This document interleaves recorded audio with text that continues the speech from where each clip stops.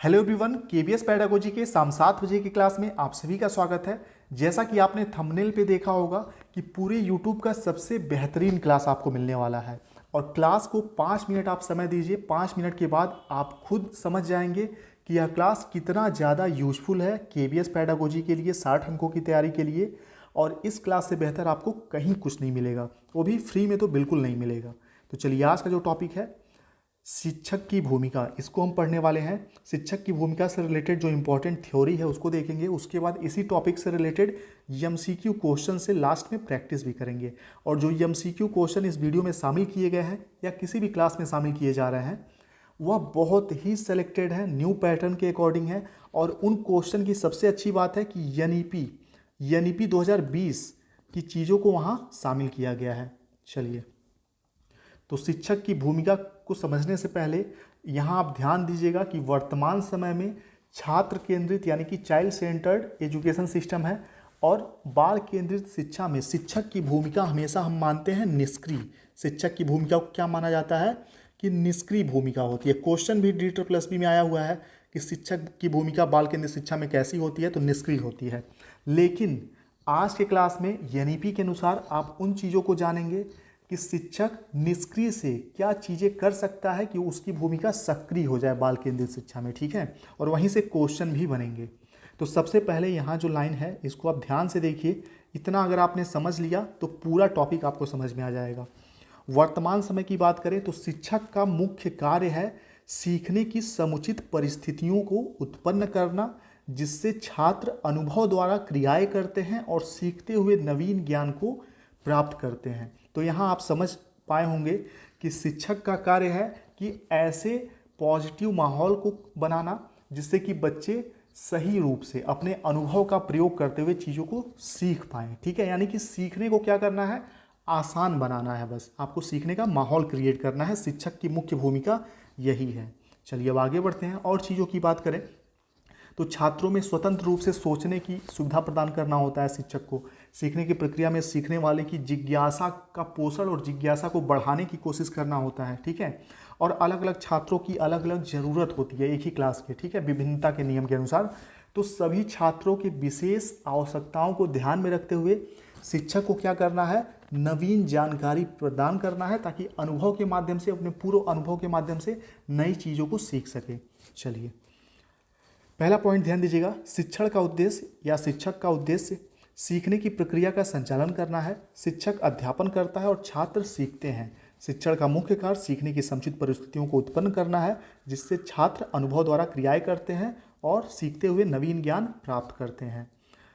अब देखिए, कक्षा में शिक्षक की भूमिका निम्नलिखित प्रकार से होती है। प्रामाणिक सीखने की स्थिति पैदा करना, छात्रों में स्वतंत्र सोच की सुविधा प्रदान करना, सीखने की प्रक्रिया में सीखने वाले की जिज्ञासा का पोषण करना, यानी कि बच्चे बहुत जिज्ञासु होते हैं और उनके जिज्ञासाओं का पोषण करना है। ऐसा नहीं कि जिज्ञासा बस बच्चे ने आपसे कोई क्वेश्चन किया और आपने उसको डांट के बिठा दिया कि ये क्या फालतू बात पूछ रहे हो, ये ईवीएस का क्लास है और तुम मैथ्स के क्वेश्चन पूछ रहे हो।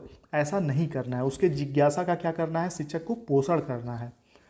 हर छात्र की विविध शिक्षण आवश्यकताओं को समझना शिक्षक की भूमिका है। उसके बाद अगला पॉइंट है शिक्षार्थियों के कौशल की अवधारणा की समझ को बढ़ाना। शिक्षक को मनोरंजक बनाने के लिए एक दिलचस्प तरीके से सिखाना। ये सभी क्या है, शिक्षक का एक क्लासरूम में भूमिका है। आगे बढ़ते हैं। प्रभावशाली शिक्षण के लिए शिक्षक को सीखने के नियमों का ज्ञान होना चाहिए, सिखाने के नियमों का ज्ञान होना चाहिए। बहुत सारी शिक्षण विधियां हैं, शिक्षण सूत्र हैं, उन सब का अच्छे से उसको नॉलेज होना चाहिए। जहाँ शिक्षण किया जाएगा वहाँ सीखने की प्रक्रिया अवश्य होगी और जहाँ सीखना होगा वहाँ नवीन ज्ञान प्राप्ति अवश्य होगी। अतः सीखना नवीन ज्ञान का निर्माण है। एनईपी 2020 के अनुसार आप ये चीज़ ध्यान रखिएगा कि सीखना या लर्निंग या अधिगम क्या है, नवीन ज्ञान का निर्माण करना, ठीक है। पहले क्या था, व्यवहार में परिवर्तन को ही हम सीखना अधिगम मानते थे, लेकिन अभी ये टर्म भी जुड़ गया है कि सीखना नवीन ज्ञान का निर्माण है। अब चलिए, यहाँ हाईलाइट किया हुआ चीज़ है, इंपॉर्टेंट है, एग्जाम में आ चुका है। शिक्षक की भूमिका हमेशा एक सूत्रधार की होती है, एक तानाशाह की नहीं।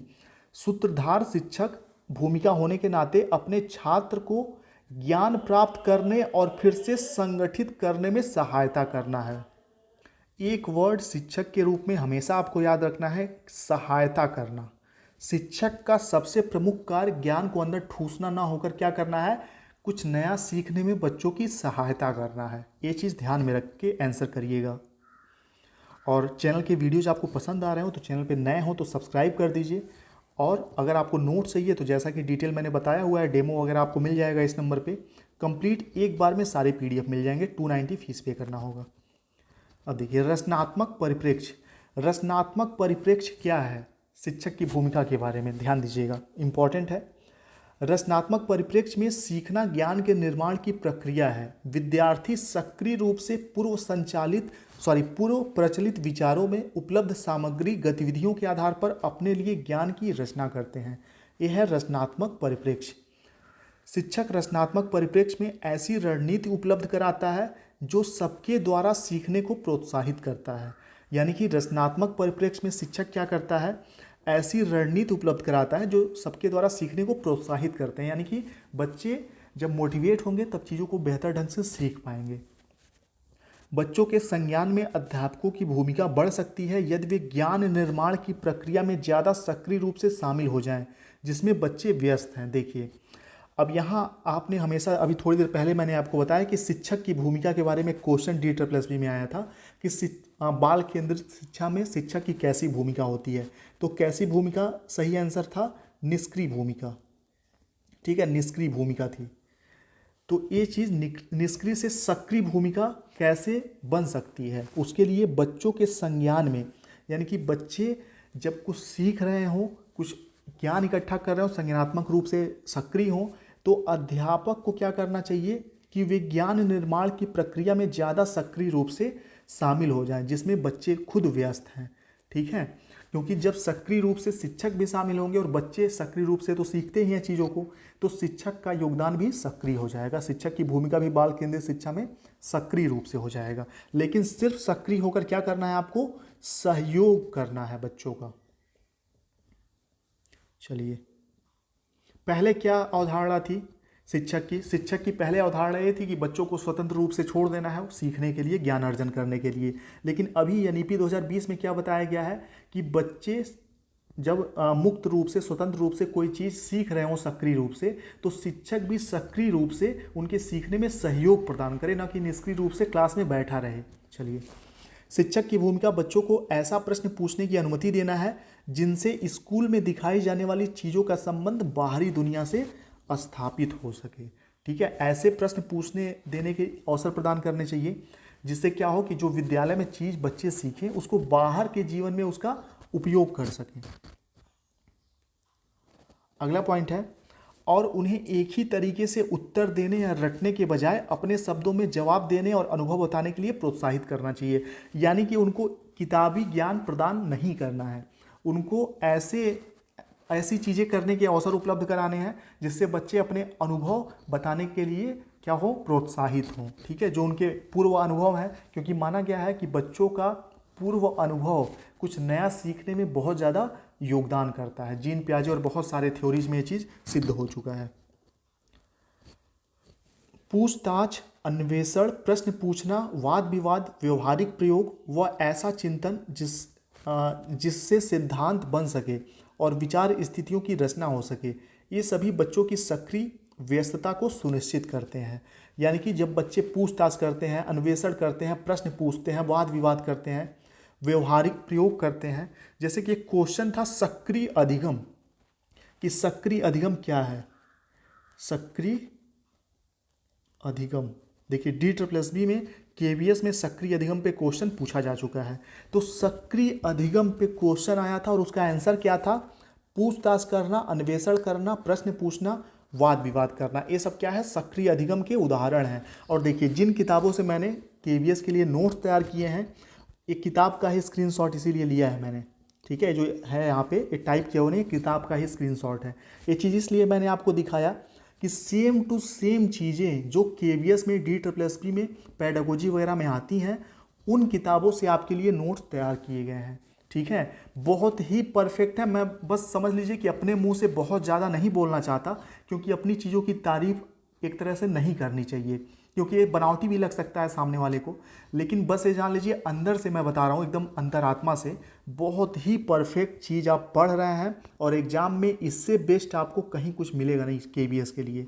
तो बहुत विश्वास के साथ पढ़िए और नोट करते रहिए, ठीक है। चलिए, और जो मैंने नोट्स आपको बताए 290 रुपीज़ में आपको मिलेंगे, उन्हीं किताबों से बने होंगे, और सारी क्या चीज़ें हैं एक साथ आपको मिल जाएंगे 7905352723 इस नंबर पे, ठीक है। एक साथ सारे नोट्स आपको इस नंबर पे मिल जाएंगे। 290 फीस पे करना होगा, सिर्फ पैडागोजी नहीं होगा, हिंदी इंग्लिश ईवीएस सब कुछ उसमें होगा। चलिए, तो इस नंबर पर आप मैसेज कर सकते हैं। अब आगे देखिए, तो सक्रिय अधिगम का क्या उदाहरण है? पूछताछ, अन्वेषण, प्रश्न पूछना, वाद विवाद, व्यवहारिक प्रयोग। और हाँ, नोट्स लेना ऐसा नहीं कि एकदम कंपलसरी है। अगर आप डेली 7 बजे का क्लास भी ज्वाइन करते हैं तो सारी चीज़ें धीरे धीरे करके आप सीख लेंगे, पढ़ लेंगे। नोट्स में एक साथ मिल जाएंगे, बस यही अंतर है। बन सके और विचार स्थितियों की रचना हो सके, यानी कि ये सभी चीज़ें सक्रिय अधिगम का उदाहरण है। अब आगे बढ़ते हैं, आगे देखते हैं। स्कूल द्वारा ऐसे अवसर प्रदान किए जाने चाहिए ताकि बच्चे प्रश्न पूछकर और चर्चा एवं चिंतन अवधारणाओं को आत्मसात करें और नए विचार रचें। इस प्रक्रिया के जरिए विभिन्न अवधारणाओं एवं कौशल सीखने के लिए स्थितियों तक पहुंचने के लिए बच्चों की सक्रिय भूमिका चुनौती का तत्व निर्णायक है। कुल मिला के यहाँ एक ही बात बताया जा रहा है कि सक्रिय रूप से अधिगम करने के, सक्रिय रूप से चीज़ों को सीखने का अवसर एक शिक्षक के रूप में उपलब्ध कराना है, ताकि बच्चे पूछताछ कर सकें, अन्वेषण कर सकें, वाद विवाद कर सकें, व्यवहारिक प्रयोग कर सकें। चलिए अब आगे बढ़ते हैं। इस जो आप स्क्रीन पे देख पा रहे होंगे, और हाँ, कल बहुत से लोगों का ये कमेंट आ रहा है कि सर इस आपका वीडियो साफ साफ नहीं दिख रहा है। तो साफ ना दिखने के पीछे बस एक रीज़न है कि आपका इंटरनेट जब समाप्त हो जाता है तो साफ साफ नहीं दिखता है। तो यहाँ कोने पे, कॉर्नर पे स्क्रीन पे टच करेंगे, वीडियो देखते समय 3 डॉट होंगे, 3 डॉट पे टच करेंगे तो वीडियो क्वालिटी बढ़ाने का ऑप्शन आएगा। वहाँ से वीडियो का क्वालिटी आप 320, 420 ऐसे ऑप्शन होता है, वहाँ से बढ़ा लेंगे तो वीडियो साफ साफ दिखने। अब यहाँ इस पेज पे आप ध्यान दीजिएगा। देखिए, अभी तक तो आपने ये जाना कि शिक्षक सहयोग करेगा, ज्ञान निर्माण के अवसर प्रदान करेगा, चीज़ों को सुविधाजनक बनाएगा, सीखने के माहौल बनाएगा, ठीक है। लेकिन सीखने में, बच्चों के लर्निंग में सिर्फ शिक्षक का ही महत्वपूर्ण योगदान नहीं होता, बच्चों का स्वयं होता है। बच्चों का जो स्तर है, संज्ञानात्मक स्तर अलग अलग होता है। तो यानी कि बच्चों का संज्ञानात्मक स्तर भी बच्चों के सीखने में बहुत ही ज़्यादा इम्पॉर्टेंट रोल अदा करता है। वही चीज़ यहाँ दिया हुआ है, ध्यान से देखिएगा कि सीखने के ज्ञान के निर्माण सिद्धांत के द्वारा यह सिद्ध होता है कि शिक्षक की शिक्षण विधि के अतिरिक्त छात्रों की सृजनात्मकता, बुद्धि लब्धि तथा शारीरिक व मानसिक स्वास्थ्य एवं पर्यावरणीय कारकों से भी प्रभावित होती है, ठीक है। यानी कि छात्रों का सीखना उनके सृजनात्मक स्तर, उनके मानसिक स्वास्थ्य, उनके पर्यावरणीय कारक, उनके जेनेटिक कारक, ये सभी भी उनके सीखने को प्रभावित करते हैं, ठीक है। चलिए, ये भी एग्जाम में आ चुका है। अगला है, शिक्षक को आवश्यक रूप से समझ लेना चाहिए कि किस विधि के माध्यम से समस्त छात्रों में ज्ञान का विकास कर सकता है। शिक्षक के प्रयासों द्वारा छात्रों में ज्ञान की प्रक्रिया का विकास संभव हो जाता है, जो निम्न प्रकार से है। यानी कि शिक्षक के प्रयास द्वारा छात्र के ज्ञान की प्रक्रिया का विकास क्या होता है? संभव हो जाता है, जो कि निम्न प्रकार से है। ध्यान से देखिएगा। पहला है, सर्वप्रथम अध्यापक को छात्रों को व्यक्तिगत भिन्नता तथा उनकी आवश्यकताओं के अनुरूप अध्यापन करना चाहिए। यानी कि व्यक्तिगत भिन्नता का ध्यान रखना चाहिए, उनकी आवश्यकताओं का ध्यान रखना चाहिए, उसके अनुसार आपको अध्यापन करना है, शिक्षण करना है। अध्यापक को छात्रों के विभिन्न पाठ्य सहगामी क्रियाओं जैसे वाद विवाद, भाषण आदि के अवसर उपलब्ध कराए जाने चाहिए, जिससे उनमें चिंतन, तर्क एवं सृजन शक्ति का विकास हो सकता है। छात्रों को स्वतंत्र रूप से ज्ञान प्रदान किया जाना चाहिए। ये पॉइंट याद रखिएगा, छात्रों को स्वतंत्र रूप से, प्रजातांत्रिक रूप से ज्ञान प्रदान कराना है एक शिक्षक के रूप में। अगला पॉइंट है, शिक्षकों की सहभागी भूमिका। शिक्षकों की सहभागी भूमिका, दो प्रकार की भूमिकाएं हैं शिक्षकों की, सहभागी भूमिका और परिप्रेक्ष्य की भूमिका। तो परिप्रेक्ष्य की भूमिका से क्वेश्चन आया है, सहभागी भूमिका से क्वेश्चन एग्जाम में आ चुका है, ध्यान से देखिएगा। शिक्षकों की सहभागी भूमिका के बारे में देखिए। शिक्षकों की भूमिका को शिक्षार्थियों को उनके सीखने में सक्रिय प्रतिभागियों के रूप में देखने के लिए माना जाता है, न कि ज्ञान के प्राप्तकर्ता के रूप में, ठीक है। शिक्षक सहायता, देखिए यहाँ पहले लाइन को ध्यान से समझिएगा। जो छात्र होते हैं, प्रतिभागी होते हैं, जिनको आप पढ़ाते हैं, उनको ज्ञान के प्राप्तकर्ता के रूप में आपको नहीं देखना है, ठीक है, सक्रिय प्रतिभागी के रूप में देखना है। हम क्या मानते हैं कि बच्चों को हम सिखाएंगे, हम शिक्षक हैं, हम अभी जो वर्तमान समय में स्कूल में हो रहा है वो मैं बता रहा हूँ। हम मानते हैं कि बच्चे विद्यालय सीखने आते हैं और शिक्षक सिखाने जाते हैं, लेकिन वास्तविकता में या नीति 2020 में इन चीज़ों को बदला गया है। और वे चीज़ें क्या हैं? बच्चों को सक्रिय अधिगमकर्ता माना जाता है, सक्रिय प्रतिभागी माना जाता है, न कि सिर्फ ज्ञान प्राप्त करने वाला। तो एक शिक्षक को भी ये चीज़ समझना होगा बच्चों को पढ़ाते समय। और सहभागी भूमिका का अर्थ ये होता है कि बच्चों से इंटरेक्ट करके उनको चीज़ों को सिखाना है, सहयोग प्रदान करना है, न कि ज्ञान को अंदर ठूसना है। नेक्स्ट पॉइंट है, शिक्षक सहायता को विकास के उपयुक्त अभ्यास के एक आवश्यक घटक के रूप में भी देखा जा सकता है।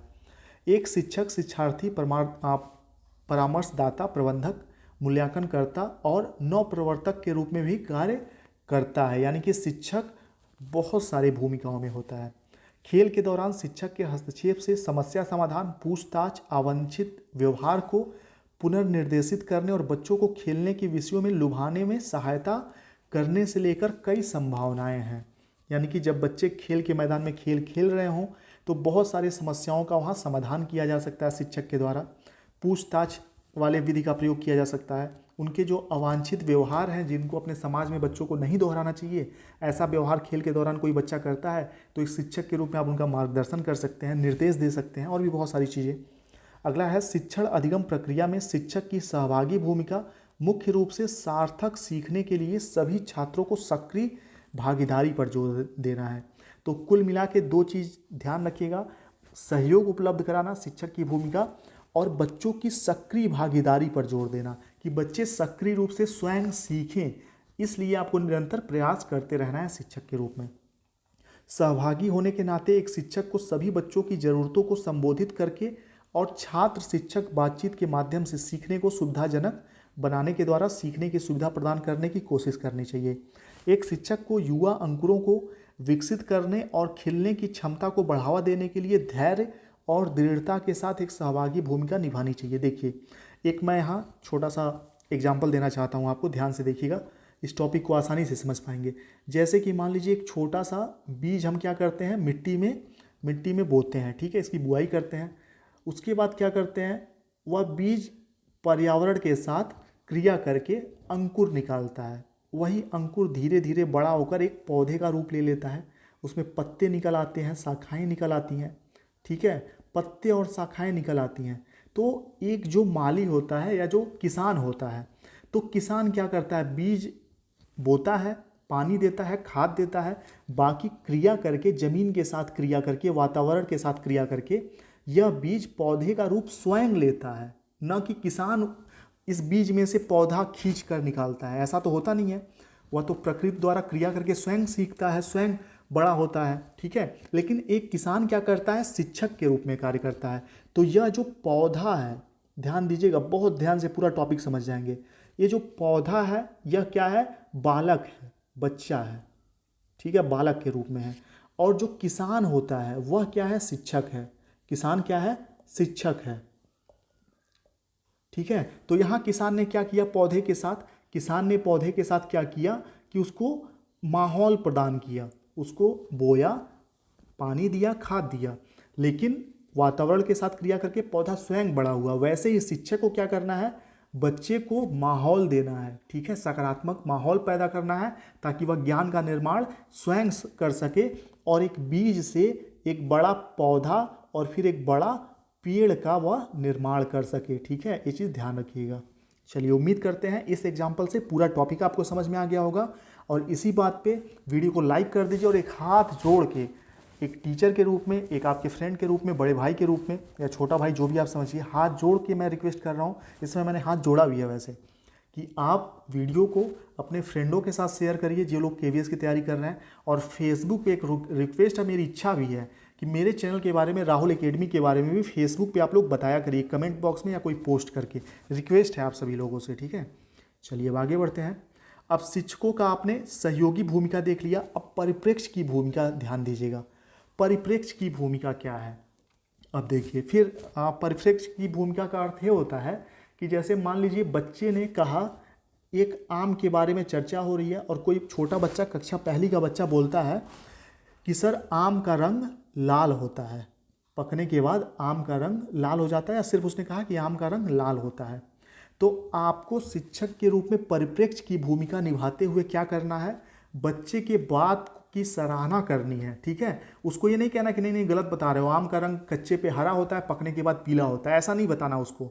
ठीक है, उसको बहुत बड़े बड़े एग्जाम्पल नहीं देने कि ये आम, लंगड़ा आम ऐसे होता है, ये कलर में होता है, ये आम चौसा ऐसे होता है, ऐसा वैसा बहुत बड़ी बड़ी बातें नहीं करनी है। उसको कहना है कि हाँ तुम जो कह रहे हो वह सही है। ठीक है, लाल होता है आम का रंग, लेकिन अधिकतर आमों का रंग पकने के बाद क्या हो जाता है, पीला होता है। यानी कि बच्चे ने अपना परिप्रेक्ष्य, अपना दृष्टिकोण आपसे बताया कि आम का रंग उसके दिमाग में क्या है, लाल रंग का है, लेकिन आपको अपना परिप्रेक्ष्य रखना है, उसके परिप्रेक्ष्य की सराहना करनी है, लेकिन अपने आप परिप्रेक्ष्य रखना है और बताना है अपना विचार रखते हुए कि नहीं, आम का जो असली रंग है, सार्वभौमिक रंग है, वह पीला होता है। तुम जो कह रहे हो वो भी ठीक है, लेकिन सार्वभौमिक रूप से आम पीला होता है। तो यही जो बच्चे के विचार की सराहना करते हुए, उसके परिप्रेक्ष्य की सराहना करते हुए आपने अपना परिप्रेक्ष्य, सही परिप्रेक्ष्य रखा। ठीक है, सही विचार उस टॉपिक के बारे में रखा, यही होती है शिक्षक के परिप्रेक्ष्य की भूमिका। ठीक है, चलिए अब देखिए, जो मैंने आपको पौधे और बीज वाला एग्जाम्पल दिया कि ज़मीन में हम बीज, जो बीज होता है उसको तो पता है ये चीज़। ठीक है, यानी कि एक बच्चे को यह चीज़ पता है कि उसको समाज से चीज़ें सीखने को मिलेंगी, सीख सकता है। लेकिन एक किसान को, एक शिक्षक को, एक शिक्षक का परिप्रेक्ष्य क्या होता है, किसान का परिप्रेक्ष्य क्या होता है कि किसान को पता होता है कि हमारी मिट्टी दोमट मिट्टी है, तो दोमट मिट्टी में कौन से किस्म की बीज यहाँ पैदा की जा सकती है, किस प्रकार के फसल पैदा किए जा सकते हैं। ठीक है, वैसे ही शिक्षक को पता होता है कि बच्चों को कैसा वातावरण प्रदान करना है, बच्चों के लिए सही क्या है। बच्चे तो कहीं भी खेले कूदेंगे, बड़े हो जाएंगे, लेकिन शिक्षक को पता है कि माहौल कैसा देना है, किस परिप्रेक्ष्य में उनको चीज़ों को समझाना है। ठीक है, या बताना है, ताकि उनका बेहतर ढंग से विकास हो सके। जैसे कश्मीर से सेब का बीज लाके अगर आप उत्तर प्रदेश में लगा देंगे तो वह पेड़ पौधा तो बनेगा। ठीक है, उसमें से अंकुरण भी निकलेगा, पौधा बनेगा, पेड़ बन जाएगा, लेकिन फल नहीं लगेंगे, और फल लग भी जाएंगे तो मीठे नहीं होंगे।